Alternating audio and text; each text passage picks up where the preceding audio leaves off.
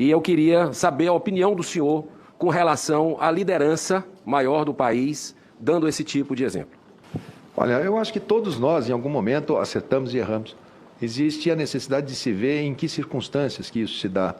Se há o dolo intencional, se há aquela coisa, vou fazer exatamente para confundir, para induzir, né? Eu acho que isso é o que divide. Tá. Então o senhor considera que foi um equívoco de sua parte na despedida do Ministério da Saúde, em abril de 2020, onde a gente já tinha números preocupantes da pandemia. O senhor foi flagrado abraçando, cantando, sem máscara, aglomerando no interior do próprio Ministério da Saúde. E em novembro de 2020, uma situação mais delicada ainda que a nação vivia, o senhor estava jogando sinuca em ambiente de aglomeração, sem máscara, ao lado de pessoas sem máscara. Isso foi um erro ou isso é hipocrisia? Não. A Tereza, que era funcionária do Ministério da Saúde, naquele momento o Ministério da Saúde estava muito comigo, senador. Naquele dia foi o dia que foi testado todo mundo no teste rápido. E a Tereza é uma funcionária de carreira. E eu a abracei, simbolicamente, despedindo. Eu não deveria, mas era muita emoção naquele momento ali. Era uma equipe muito unida. Mais uma pergunta. Diante de tantas mortes, Vossa Senhoria, Luiz Henrique, e risco de colapso nos hospitais, com grande carência de vacinas, de quase impossibilidade de se fazer um lockdown 100% efetivo, e é uma guerra que a gente vive, que a gente viveu no período que o senhor era ministro, e que não dispomos de armas certificadas, entre aspas, para fazer esse combate, e onde devemos usar todos os recursos possíveis, apoiar a autonomia do médico e do paciente, evitando a perseguição e menosprezo das dezenas de milhares de médicos que o adotam, disponibilizar na rede pública de saúde, com os necessários cuidados na sua administração, os diversos medicamentos seguros e com evidência científica. Eu faço aqui um parêntese, evidência científica é uma coisa muito usada, muito batida, mas a ciência está dividida com relação a tratamento preventivo ou profilático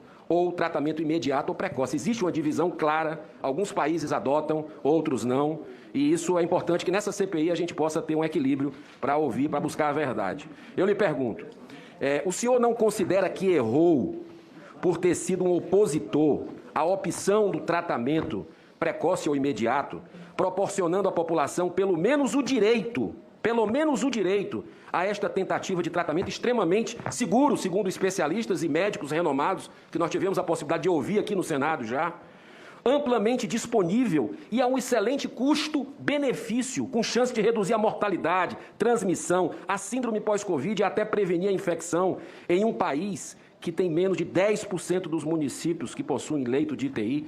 Será que o senhor vai ter algum remorso se no futuro, dentro de pouco tempo, se confirmar a expectativa de muitos médicos brasileiros reunidos em associações que estão fazendo com resultados clínicos evidenciados? Eu queria saber do senhor isso. O senhor vai ter remorso? Não, senador. Aqui é ciência. Aqui é estudo. Eu jamais, na minha vida, tomei decisões sem estudar. E a gente, quando estuda, principalmente quando tem uma situação como essa, que você tem uma doença que ainda não está determinada, a gente tem que acreditar nas bases do seu estudo. Eu vou voltar ao tema que foi abordado pelo relator, porque houve um equívoco da sua parte no que diz respeito às datas. O senhor disse que foi em janeiro para fevereiro, mas essa recomendação aconteceu no mês de abril. Em sua gestão, o senhor chegou a recomendar que as pessoas com sintomas leves da doença não procurassem atendimento médico.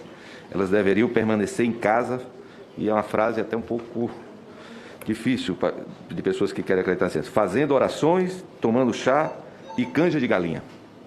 O hospital ou posto de saúde somente deveria ser procurado em caso de febre alta ou desconforto respiratório. No entanto, sabe-se que a Covid-19 frequentemente é uma doença silenciosa, progressiva, que demanda cuidados médicos imediatos diante de tantos fatos.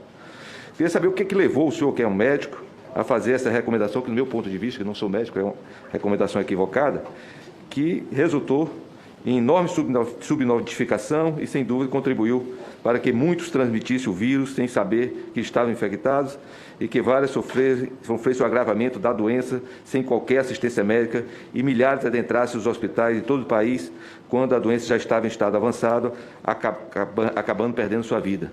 Considerando que metade dos pacientes que são internados precisam ser entubados, que 2 a 3 pacientes que são entubados acabam não resistindo, 2/3. O senhor não acha que essas recomendações suas foram fundamentais para atingirmos esses exorbitantes números de mortes no nosso país? Quando se criou essa narrativa, ela é uma narrativa muito interessante de internet. Eu percebi essa narrativa vindo, ela é repetida. Quando ela sobe nos trend top, depois ela baixa, normalmente ela flutua. Eu vejo ela como uma guerra de narrativa, sabe? Uma guerra de narrativa de quem? De quem só fez por ciência. Eu só fui no que eu tinha em cima da minha mão, em cima da mesa, o que é ciência, o que está na Organização Mundial da Saúde. Para esclarecer, ministro Mandetta, essa frase é sua? O senhor recomendou que as pessoas ficassem em casa fazendo orações, tomando chá e canja de galinha? Bom, primeiro, orações eu faço todo dia. Eu não tive nenhum dia, senador, que eu tenha Eu só entrado gostaria de saber se a frase é sua. Quando eu entrei no Ministério da Saúde, que eu não tenha rezado uma Ave Maria. E hoje, antes de vir para cá, eu li a oração de São Jorge. Caldo de galinha é uma coisa também que aprendi com a minha avó, minha mãe, que deve se tomar quando você está doente. Repouso, orações, hidratar. As recomendações lá são: prepare um quarto separado, hidrata, monitore, use o termômetro. Elas são Ministro, assim... só para esclarecer, é verdade ou não isso? Não, o senhor está dizendo que o senhor consultou isso em algum lugar, posso ter dito, não me lembro.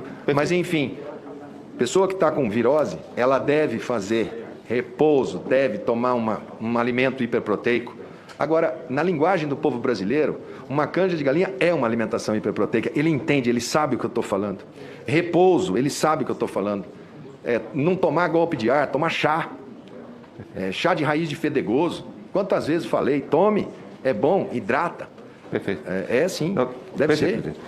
Eu só fui no que eu tinha em cima da minha mão, em cima da mesa, o que é ciência, o que está na Organização Mundial da Saúde.